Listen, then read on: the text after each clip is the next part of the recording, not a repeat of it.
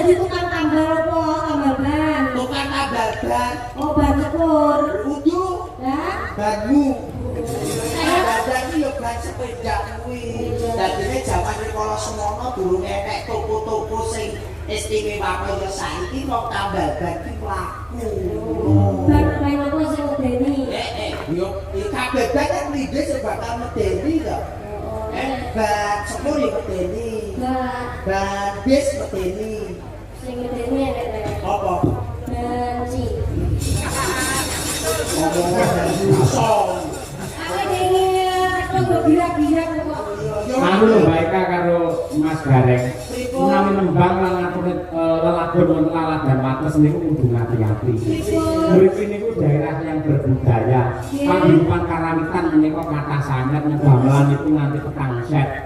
Menika dipun bimbing, dipun bina, sinau sareng-sareng kalian Bapak Susilo Budi. Nah, Sekolah. nggih, guru. Nggih. Mau sore ya wis tari-tarian. Nggih. Kula mujudake dadi tetemen ya Le. Anu Mas. Keluarga kepates jenengan kene keluarga sing budaya. Ora ninggalke marang seni tradisine. Tetep diuri-uri lestari lan urip ana ing wates kene. Lah men komplit Mbak niki panjenenganipun Bapak Susilo dipun aturi minggah wonten pepanggungan. Nggih. Nggih. Monggo jenengan ngaturi nggih. Bapak Susilo Budi. Susilo Budi dengan tari bau baik. Pak Susilo menika mboten ngira-ngira raos hormat kula dhumateng panjenengan aturan dengan tindak wonten ing pepanggungan Pak Susilo. Dipun sekoti nggih. Nggih, pelok barang main anu kersanipun sinom pelok barang nggih. Tasih lenggah nggih Pak Susilo nggih. Taksih to Pak Nggih. Monggo ketoprak Mas. Ya, serpake pelok barang. Duduk.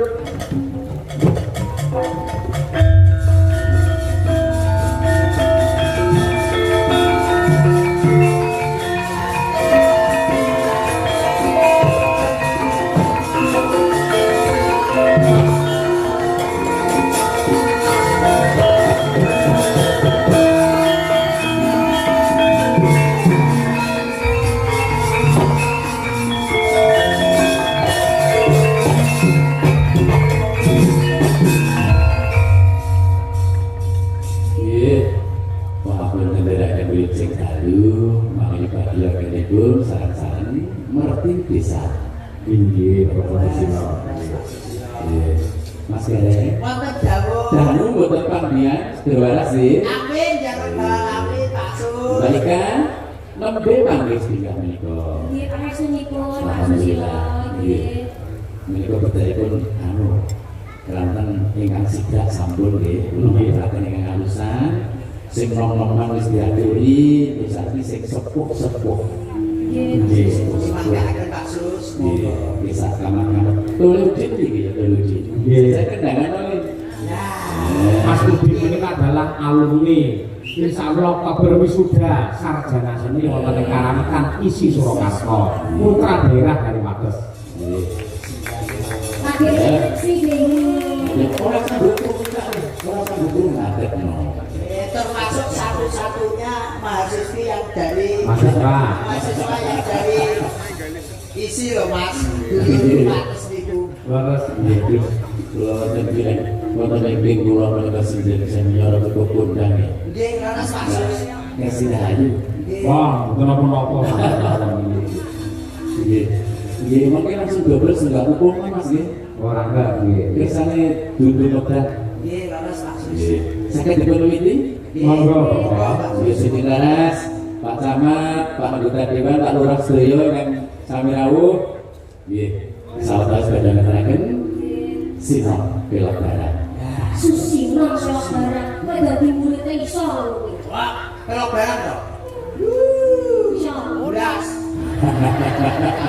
Langsung mboten. Oh, bolong iku nggih menurut saya nggih Pak Sus nggih. Nggih. Dengan rumiyin kan nggih ngasta wonten sekolah. Nggih. Nggih, arek-arek biyen tapi ya mesti aku mamen karo Pak Sus ki. Ngamen ngisor tero. Nggih, Boleh berkat balik. berkat bae. Nggih, nyuwun mboten matange mboten dadi kondo menika nggih sahabat sepeda Monggo ngeteraken. sasana wanci katur Bapak. Nggih. Musti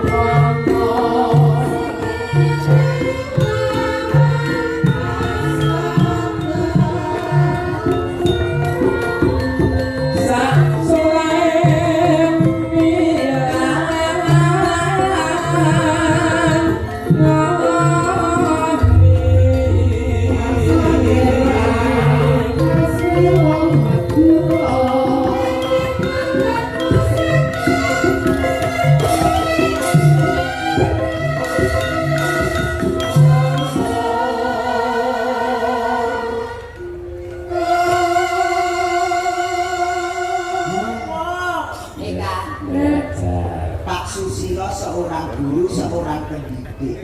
Dhuwurku siji. Nek latihan kembang iki ning endi?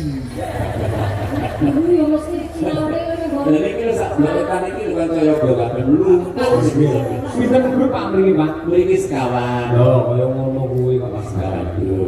Ini saking dalu sudah dipersiapkan materi apa sih bakal di taruh karo murid-murid. Makaten to Pak Sis. Cocok. Contohnya muridnya Mas Udin iki, kendaraannya ya hebat. Jos, Mas Udin, masuk 8 berapa? Kaki mesti to, mesti to. Tolong aku ya arek mlebu sanggare Pak Sus. Melu sinau ben iso koyo Ini kaya wingi ngono kancane sememo. Yo ngono nang duwe mbok godhol endi? Nek Blitar dhewe-dhewe. ben tak baleke mambu tak duwe. Oke lah sing aku masuk. Apa? Halah itu tapi ya. Ngono Pak Sus ngecek. Enggak Pak. Suestiaru Rokra Sokso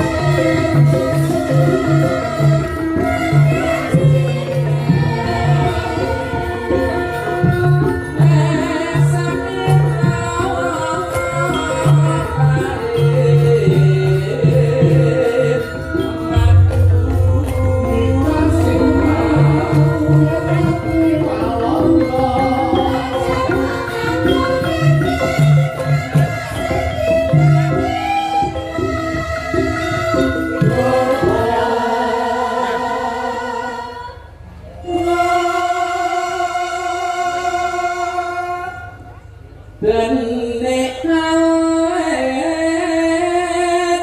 mung duwe Jogja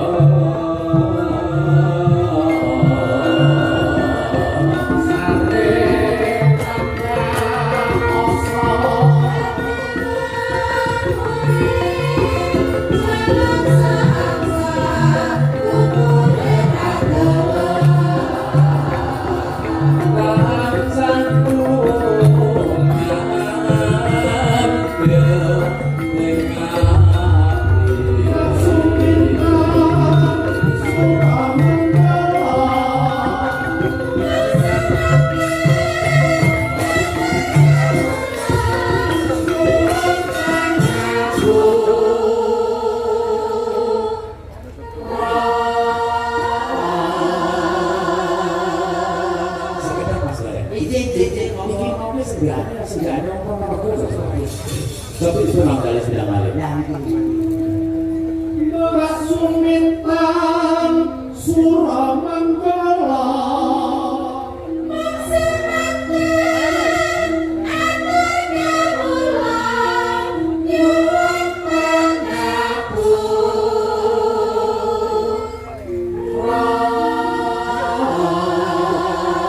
Ini jelas enggak Ponorogo Sumintan. Nggih. Suminten stres. Paksi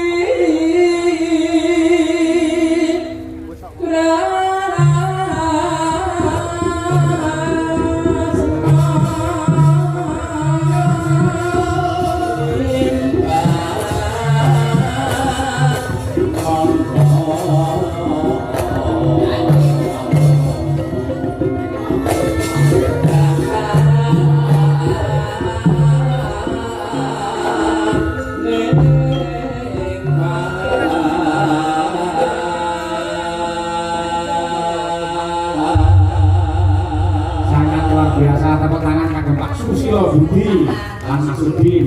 Wah, mirasa mboten angger sinden saged pelok barang ngeten. Jenengan wah luar biasa elok sanget. Jadi kita jaga derek urun. Betul menika mereka karo kandhang sak mangke manggen wonten luar negeri. Oh, ngeten. Nggih. Menika donatur saking luar negeri kata. Nggih. Lajengipun Pak Sus mungkin sebatas bisa pamit. Nggih, Nyatan ya sembodo. nuruti dikasihipun kata dengan mengais sedikit luar negeri. Ya. Nggih, nyuwun ngapunten monggo salajengipun kalajeng. Sembangku.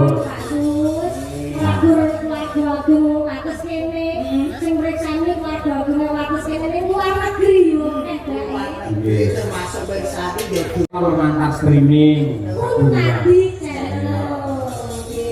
Mumpung menika larasi-tasik pelok barang dan menika dalam rangka bersih desa ngaturaken lelagon bersih desa. iki saking Pak Lurah mau misalnya lagu gugur gunung Gugur gunung. Sakit mangke dipun ngedre sekali bersih desa, yang kedua adalah gugur gunung. Kata untuk mendoakan warga masyarakat wonten ing wates mriki semoga tetap kompak, kondusif dan guyub rukun.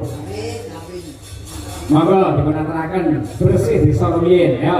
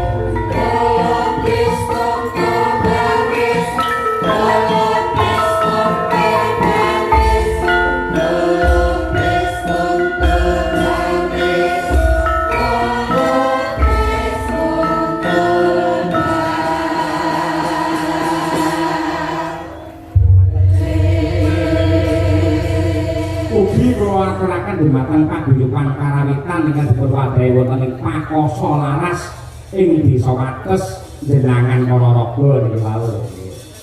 Mereka ngantos boro-boro to, Pak? nggih Wah, siap. Nuwun sewu Mas Karyo. Nggih. Wonten jaminan saking panitia ambut bilih menika ingkang kagungan Avanza AE 1266 SA warna silver, hasad lampu nyala terus. Mas sing kagungan Avanza AE 1266 SA hasatipun nyala terus Mas nggih. Monggo nggih padamkan dulu. Perhatian saking panitia sangat luar biasa. Mas Gareng, Mbak Eka. nggih mangke perkawis Gojek kalajengaken wonten ing Goro-goro. Kamundhut saking panitia bangun pura kencana tegesipun bangun dumateng gerbang yang indah menuju zaman keemasan untuk seluruh warga masyarakat ing Laladan Wates dipun pandhegani kalian Bapak Kepala Desa Munaji. Saged istirahat rumiyin kok tak rerake njajut gelar sedina.